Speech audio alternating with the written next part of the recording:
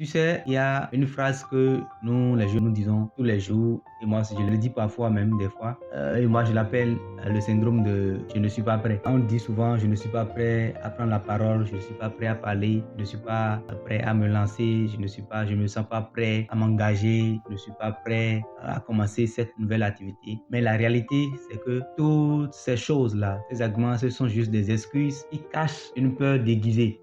On cherche la perfection, mais la réalité, le vrai problème, c'est la peur déguisée. C'est une peur qui nous dérange. Nous avons la peur au ventre. Mais dans la Bible, Dieu n'a pas choisi ceux qui sont parfaits. Dieu n'a pas misé sur la perfection.